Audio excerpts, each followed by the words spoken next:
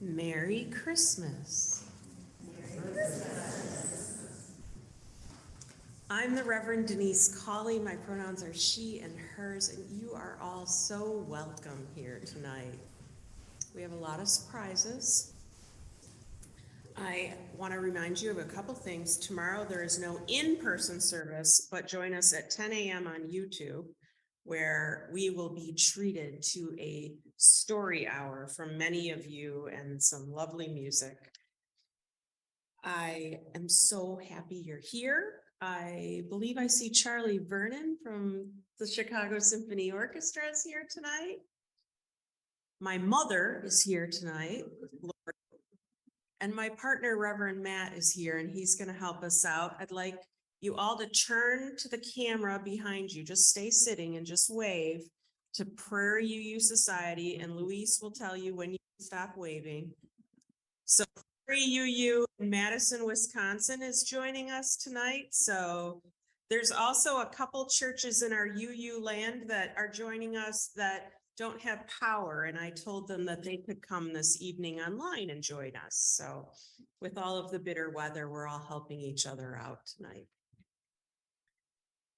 So make sure you tune in for the story service. It starts at 10 a.m. on YouTube, or you can watch it anytime you want. It's going to be amazing. And we'll also have a YouTube service on New Year's Day. Neither of those will be in person.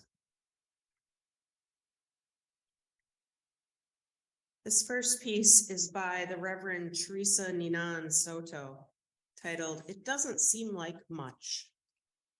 One emperor, one mandate, one census, two people traveling, and a young woman very, very pregnant and feeling every bump on the road, every vertebrae of the laden donkey, and arriving to their destination late in purple light, lit by one bright star and so many cold shoulders. No, they said, no room at the inn. Not good news for someone here and someone so near. What about the backache and the contractions near to giving birth? And sometimes that moment is exalted as the advent arrival of the liberator.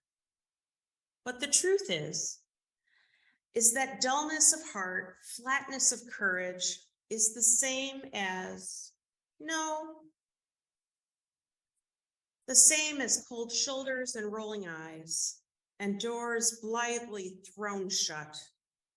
No angel, no astrologer, no star, no sheep can convince a heart closed to the natural yes of people around us, the neighbor, kin, and about to be friend.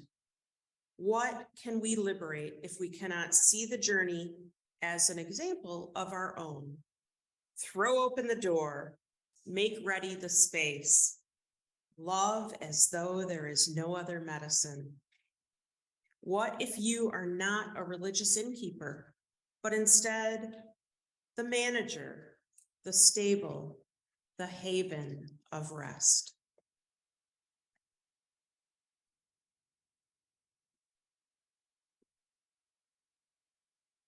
Tonight is also the seventh night of Hanukkah, and I will read the blessings first in Hebrew and then in English, and then like the menorah. Baruch atah Adonai Eloheinu melech haolam, asher kedeshanu b'mitzvosov, v'tzivanu l'chadlik ner shel Hanukkah. Blessed are you, Lord our God, ruler of the universe, who made us holy through the commandments and commanded us to kindle the Hanukkah lights. Baruch atah Adonai Eloheinu melech haolam, shehazah nisim la'avotenu bayamim hahem bazman hazeh. Blessed are you, Lord our God, ruler of the universe, who performed wondrous deeds for our ancestors in those ancient days at this season.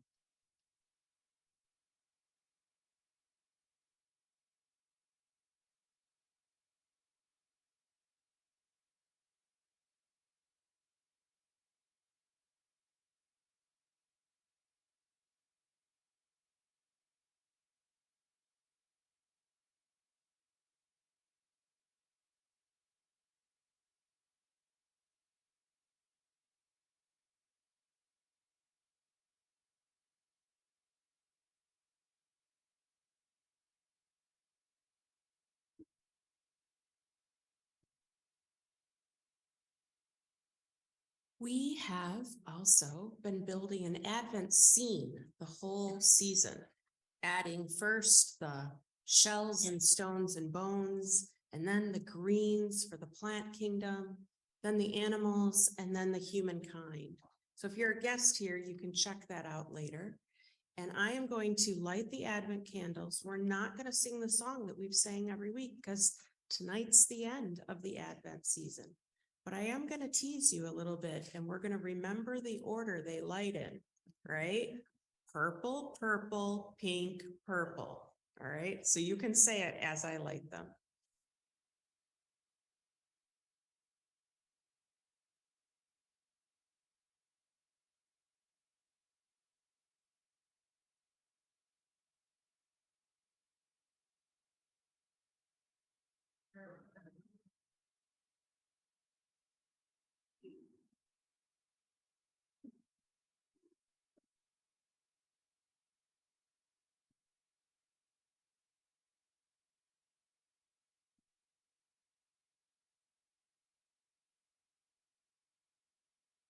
We light our chalice tonight with these words by Reverend Dan Lambert.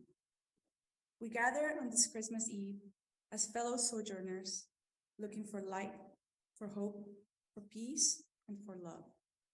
We gather as people from many backgrounds, many faiths, many cultures, and many spiritual paths. But as we light this chalice, we gather as one body, looking to the Nativity for its message to all of humanity. Its message that there is light, there is hope, there is peace, there is love.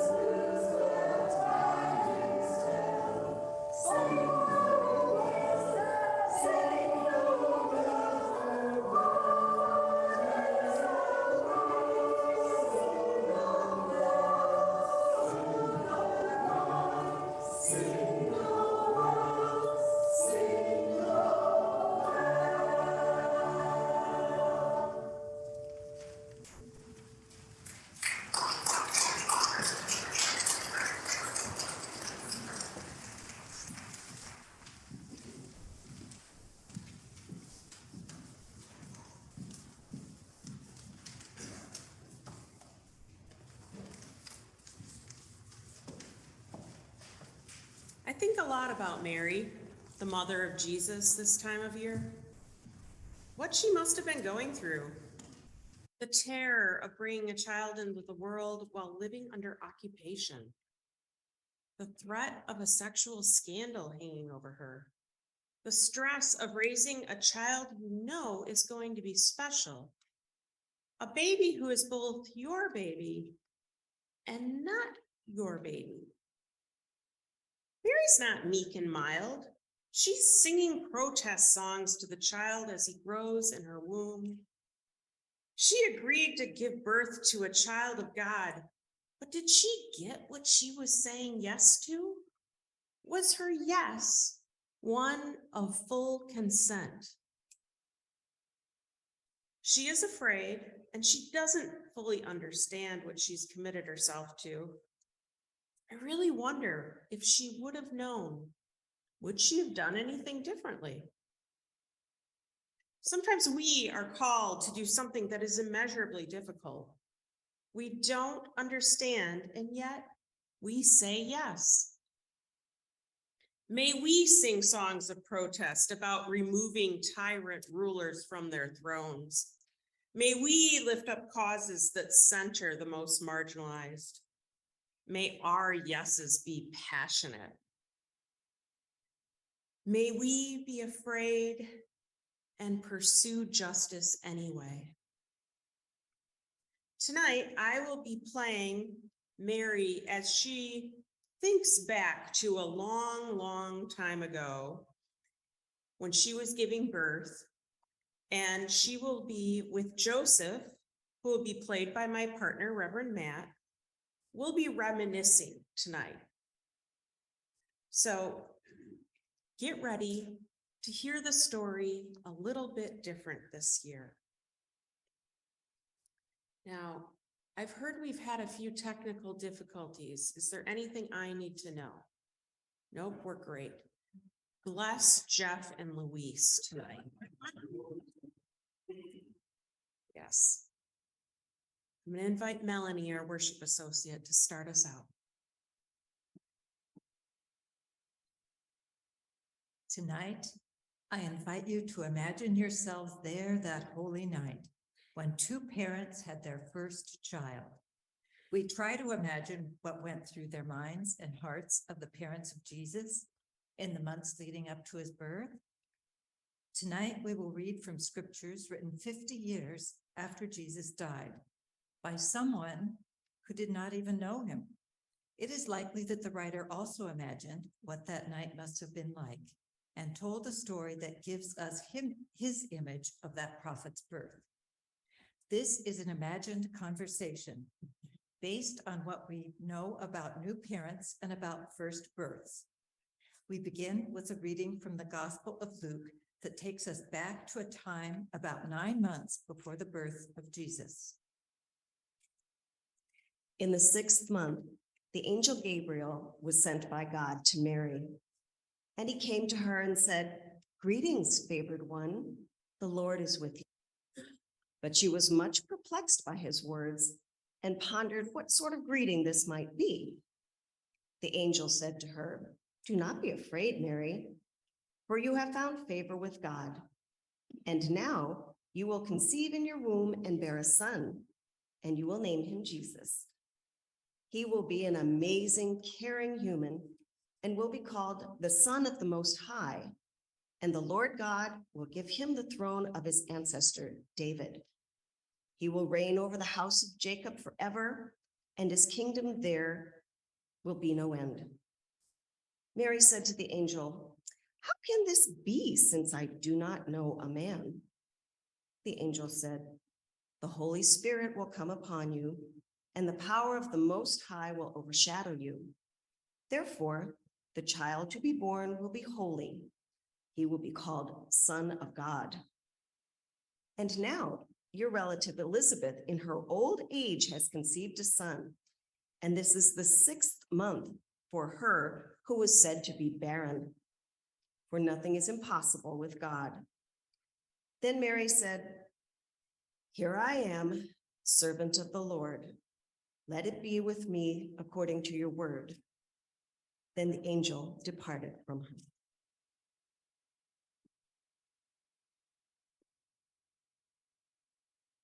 Please join us from your seats in the gray hymn book, hymn number 238.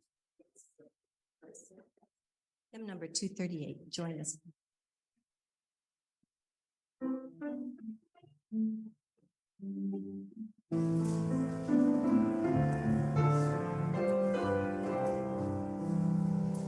Within your shining house,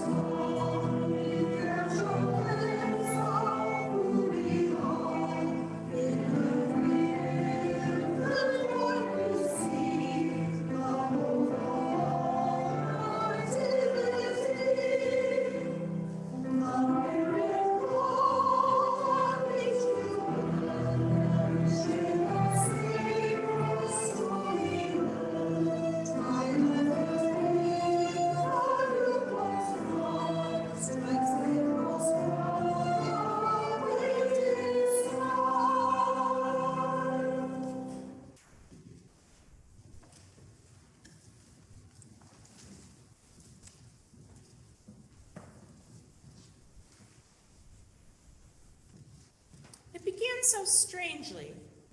First there was that dream. Do you remember, Joseph? I remember, Mary. That dream you told me about. The dream about the angel. Yes, but you know, I've never been so sure it was a dream. It felt so real. I was so young and innocent and so confused. I did not know what was going on. I did not know what was happening to my body or me. I really needed Planned Parenthood or OWL classes, our whole lives training. When I discovered I was with child, I was terrified. Here I was, a teenager, pregnant, not married, and it was not just a scandal, it was so dangerous. According to our laws, I could have been put to death for being pregnant and unmarried. If it had not been for the protection of you, my dear old friend, I don't know what I would have done. Do you remember, Joseph? I remember, Mary. Your parents were so angry, and you were so very young and frightened. When you came to me and told me your troubles, I promised to marry you as soon as possible. I suggested you visit your good cousin Elizabeth. She was 6 months pregnant herself. Though so old, no one had thought it possible. I knew Elizabeth's motherly heart would understand. I knew she would take you in no matter what. Do you remember, Mary? I remember, Joseph. I left home as soon as possible. Elizabeth knew right away that I was pregnant. She said that when she heard my voice, the child in her leapt for joy. My heart was so moved by her welcome that finally I felt my own joy at becoming a mother. Happiness filled my heart until an ancient song rose to my lips, the song that our ancestress Hannah sang at the birth of Samuel. In the Gospel of Luke, the song of praise Mary speaks to her cousin Elizabeth is indeed based on the song of Hannah from the Jewish scriptures. Hannah was the mother of Samuel, a great prophet. Here is what Mary said according to the Gospel of Luke. For he has looked with favor on the lowliness of his servant. Surely from now on, all generations will call me blessed. For the Mighty One has done great things for me, and holy is his name. He has brought down the powerful from their thrones and lifted up the lowly. He has filled the hungry with good things and sent the rich away empty. He has helped his servant Israel in remembrance of his mercy, according to the promise he made to our ancestors, to Abraham and to his descendants forever. Oh, Joseph, what a miracle. Cousin Elizabeth wrapped her arms around me. She took me in just as you said. Her husband, Zachariah, might have had something to say about my condition if he'd been able to speak, but he couldn't because, as he explained later, the angel had announced his son's birth, and he was angry at him and cursed him with muteness. Myself, I think he had been just speechless with joy ever since Elizabeth told him she was expecting. Whatever the reason, Elizabeth and I didn't mind his silence about my pregnancy. You've always preferred a quiet man, haven't you, Mary? Yeah. Yes, I suppose that's why I love you so much. It helps to have a quiet man around when one likes to give little sermon speeches like my speech to Elizabeth. I stayed with Elizabeth for 3 months until I hoped it had all blown over, until I thought I could return home in peace. Do you remember, Joseph? Yes, I remember, Mary. It was a long time to be parted from you, my future bride and love of my heart. But in the end, you were going away. Your going away was a good thing. When you returned, we hoped you were out of danger from the narrow-minded, but I am not sure that trauma ever leaves you. We were always looking over our shoulders. So often in this life, we long for peace, for the understanding of others, for kindness of heart. That is true, Joseph, and it is true in every age, in every land, in this great world of ours. If all people would reach out in love, be curious about others and interested in the welfare of all, including those unlike themselves, we would all find peace. Join us in hymn number 246 in your hymnal.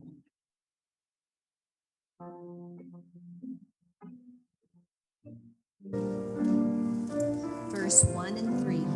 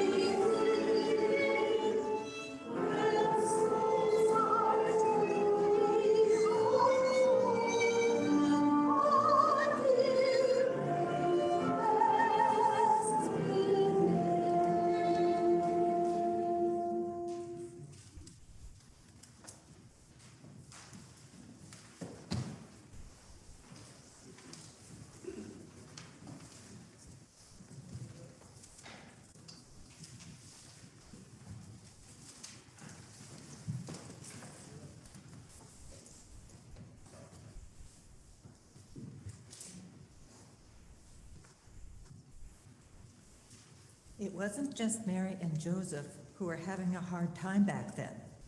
Jews in Israel had been suffering for centuries under the rule of foreign empires. Again and again, the Jewish people had to fight those empires for the right to their beliefs, their religion. They felt tired and defeated. They wrestled with despair. Through those long centuries, many must have felt that the Holy One had abandoned them. They longed to feel the presence of the divine among them. Though our circumstances are different, many of us have felt tired and defeated. Many of us have felt despair and longed for a comforting presence to be with us.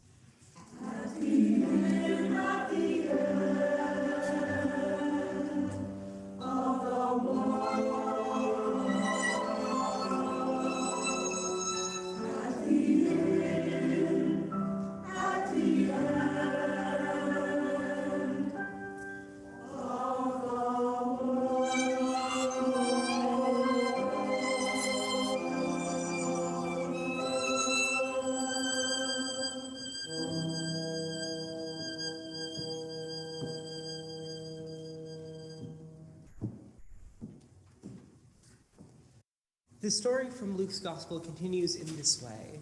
In those days, a decree went out from Emperor Augustus that all the world should be registered. All went to their own towns to be registered. Joseph also went from the town of Nazareth in Galilee to Judea, to the city of David called Bethlehem, because he was descended from the house and family of David. He went to be registered with Mary, to whom he was engaged and who was expecting a child.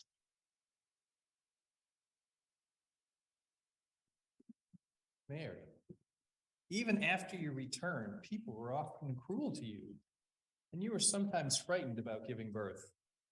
Giving birth was a dangerous thing in those days. So many women died. When the decree came forth for us to go register, it was almost a relief to take you away from all of that gossip and to have time alone with you. I sang to you as we traveled to lighten your spirits and mine. Do you remember, Mary? Yeah, I remember, Joseph. You were so kind to me. And it's true, it was a relief to get away from all those wagging tongues. But you didn't worry as well. Of course I did. My young fiance was pregnant, the great distance, the dangerous roads, the threatening Roman guards. And it was in the bleak midwinter, so dark and so cold. It felt as if we would never be warm again, as though the nights would keep growing longer and colder. Kind of like tonight. huh? Yeah. Do you remember, Mary? I remember, Joseph. So dark and cold, bumpy and uncomfortable, so many years ago.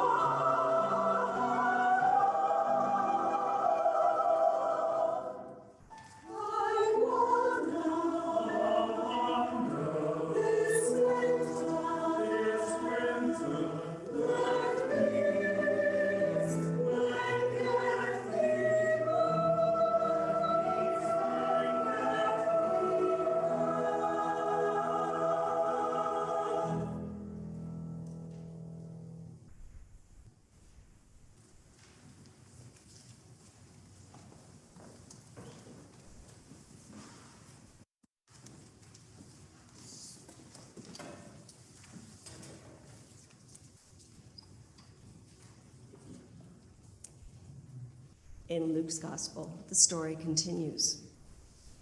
While they were there in Bethlehem, the time came for her to deliver her child. And she gave birth to her firstborn son and wrapped him in bands of cloth and laid him in a manger because there was no place for them in the inn.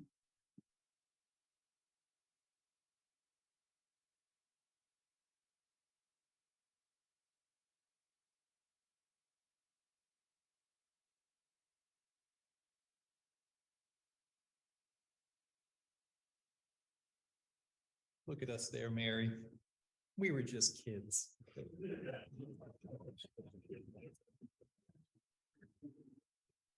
I remember when we first caught sight of Bethlehem.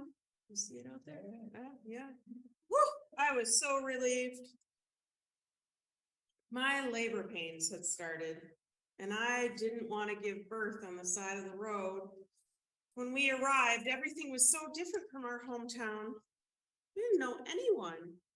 The night was coming quickly. Every single inn was full. And we had walked so long. I don't know what hurt worse, my belly, my back, or my feet. Such pain I had never felt before. Do you remember, Joseph? I remember, Mary. I thought your thin fingers would break my carpenter hands as you squeezed them during your pains. I remember the kindness of the innkeeper who allowed us to stay in the stable below his home. It was nice and warm by the breathing of the animals. At least you were in from the weather, and we could have our baby alone and in peace. I did my best to make you comfortable. Do you remember, Mary? I remember, Joseph. Like it was yesterday. Such a mix of feelings went through my heart that night. Fear, excitement, pain, and then the wonder of our tiny newborn baby. So small, I could hardly believe it. Remember his really pale, wrinkled old man hands, his deep dark eyes, his tiny mouth. Do you remember, Joseph? I remember, Mary. I remember thinking no woman such as you had ever lived, and no child such as this had ever been born. I remember looking at him and thinking, what child is this in Mary's arms? Who will he become? What sort of person will they be? A peacemaker? A carpenter? A scholar?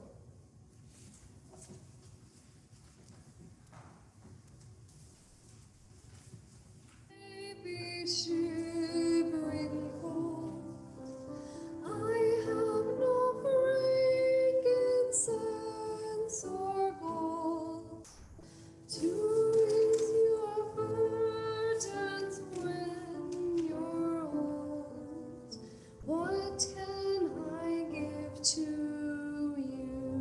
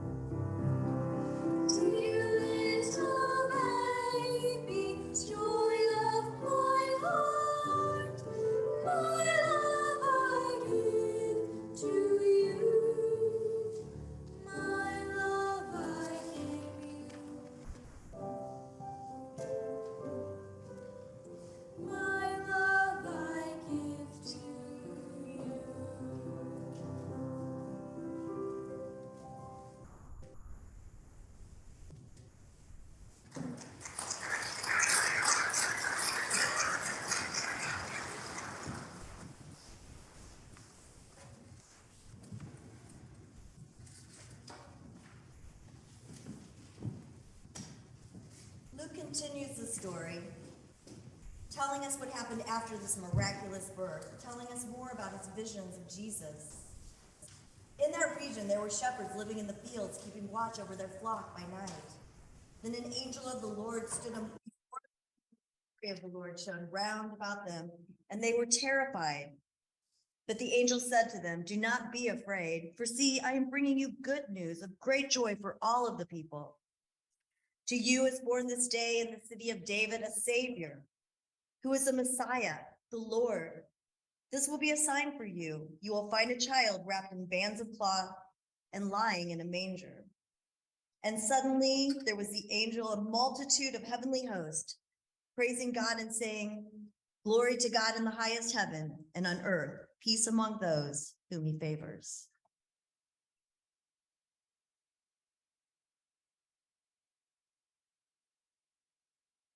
Join me with hymn number 231, Angels We Have Heard on High, all verses.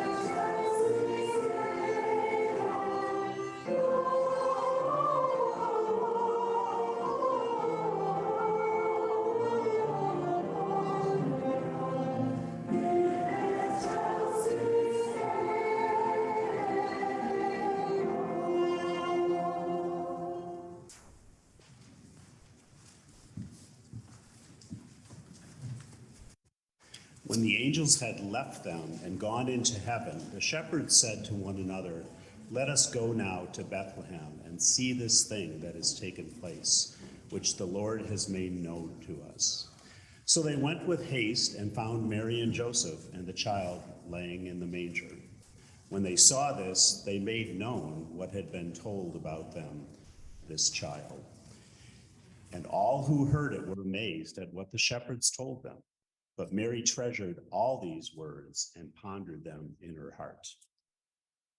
This child, this precious child had come into our lives that night, there in that unexpected rough place in the bleak midwinter.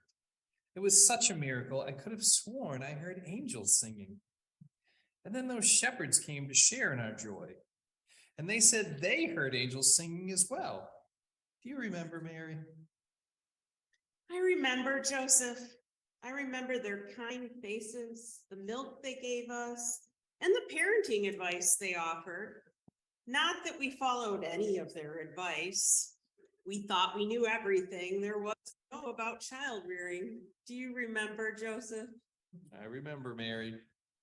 Maybe my memory has been colored by time or by what came after, but it seemed when I looked into our child's deep, dark eyes that night, I could see the wisdom and the courage he would have as a man. Do you remember, Mary? I remember, Joseph. It's not your imagination. His eyes held wisdom of the ages, even as a newborn baby. His eyes, they were beautiful. And he had the wisdom of prophets, the teachings, the Torah, but most of all, the wisdom that comes from having a kind and understanding heart. I think he inherited his heart wisdom from you, my dear. Well, if that is so, then he must have inherited his courage from you. In my whole life, I have never had the courage you had as a young girl. You faced your fears, you bore this child in such difficult circumstances, and you raised a wonderful, brave, wise, gentle son. As I remember it, Joseph, so did you.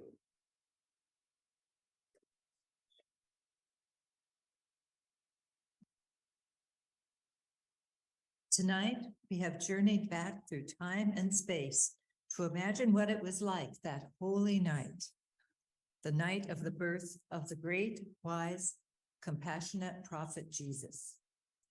If you have ever experienced the birth of a child, if you've ever held a newborn baby in your arms, you know the awe and wonder of witnessing the beginning of a life. You know the holiness of that moment.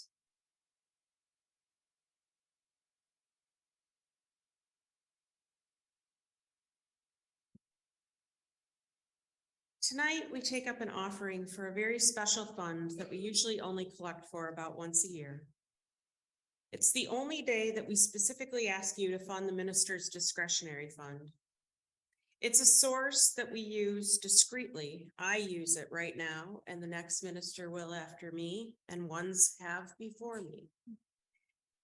They're usually donations that we give out for very urgent matters. Sometimes these folks are from our own church or our community, and we've helped a few congregants who needed help paying rent or for a car repair or help with gas money or a medical supply. These needs are not within normal safety nets. We let others help with that. This is a special fund that ministers, and in our case, just me at this church, take care of determining who will receive funds. Now, I want to tell you something really special about a minister's discretionary fund. You have no idea the difference it could make. When I was in seminary, I needed a medical procedure I could not afford. I had no idea what I was going to do. Going without it would have meant an invisible disability that I would have taken on, and I simply had no other resources. And to my shock, a minister that I was pouring my heart out to had a check made out to my healthcare company, and voila, the procedure was paid for. And so looking back, that $600 that I got doesn't seem like that much, and yet it's a huge amount when you don't have another option. And for us, that was all Unitarian Universalists that helped me, a baby minister then, right, become what I am now. So you have no idea the difference that your funds will go and what difference they could make. So when you're lifting up love into these donations that the ushers are about to collect, I ask you to be generous. You might be giving peace and comfort and even preventing disability. You never know. Will the children's choir come forward while the ushers take the pledge?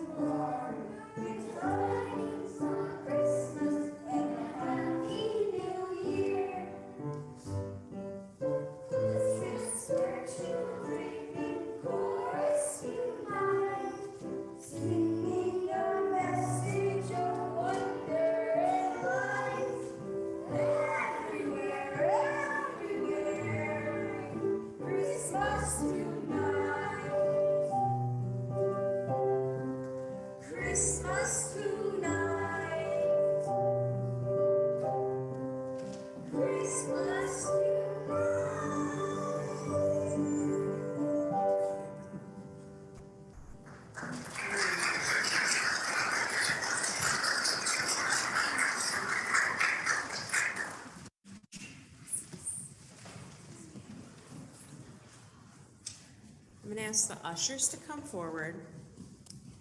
And we'll have one last reading that Reverend Matt and I will do while we light the candles. So if the ushers could all come up here. I just want to remind you all, before you start this, do you have your candle?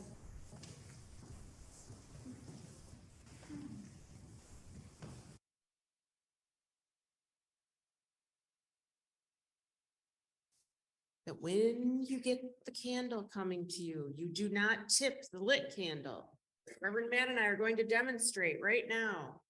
The unlit candle tips to the lit candle. So the ushers are going to come and light your candles. I'm going to light theirs first.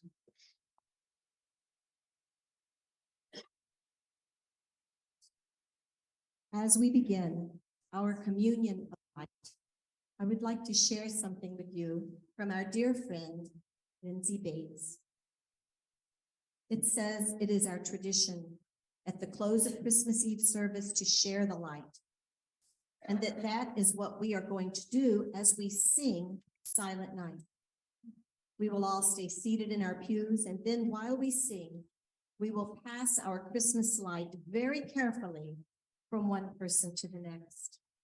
And As- while they're being lit, right, I'll do the poem. Okay? All right. Allison's very excited about this part. As the light comes to you, and this is very important, tilt your unlighted candle into the flame, holding the burning candle upright at all times and steady. And now, receiving the light. I will light candles this Christmas, candles of joy despite all the sadness. Candles of hope where despair keeps watch. Candles of courage for fear ever present. Candles of peace for tempest-tossed days. Candles of grace to ease heavy burdens. Candles of love to inspire all my living. Candles that will burn all year long.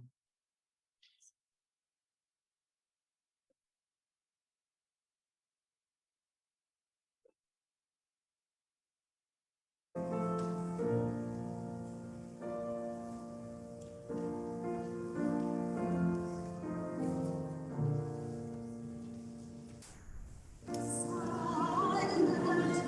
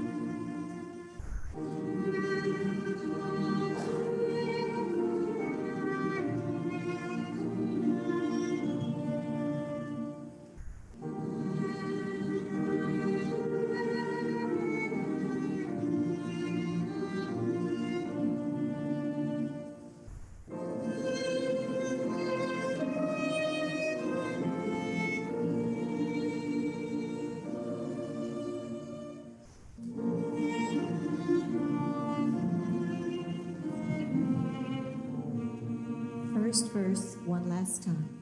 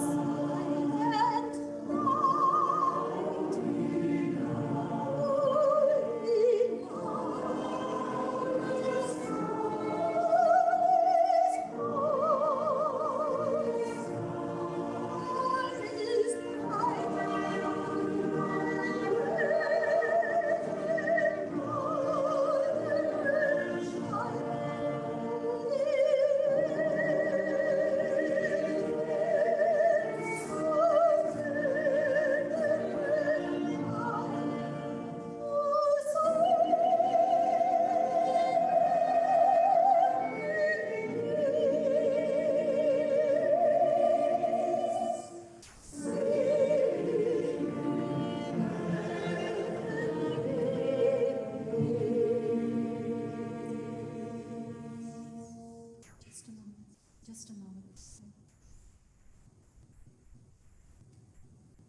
Will you please stand with your lit candles carefully and turn to the back so we can share our light with those who are watching? Hold your candles high as we pass our light to those who are watching from home. Thank you. You may now carefully extinguish your candles.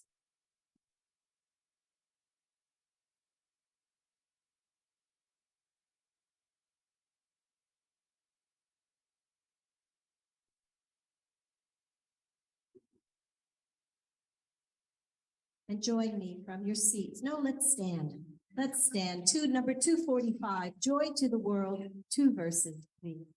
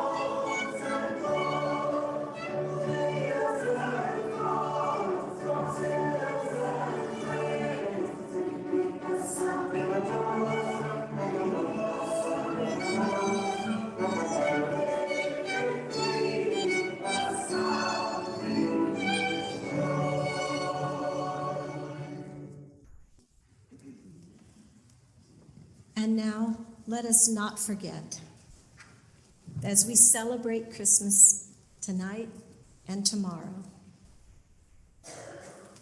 that now the real work of Christmas begins.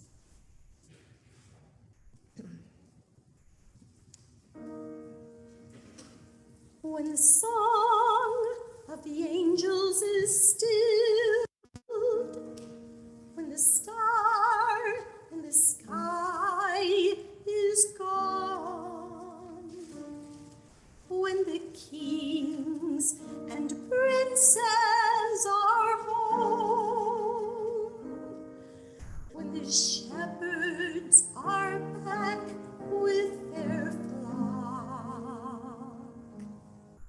the work of Christmas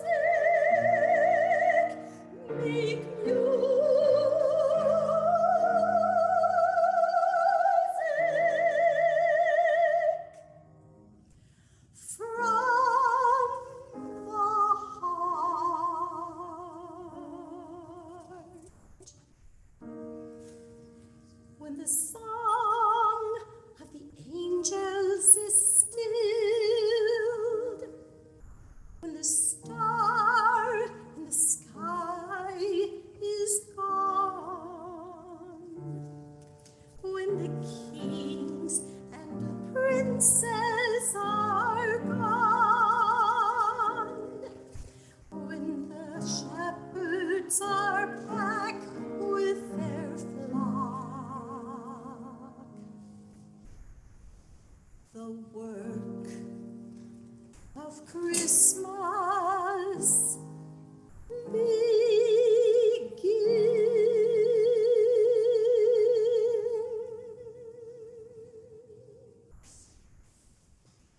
Merry Christmas and good night to all.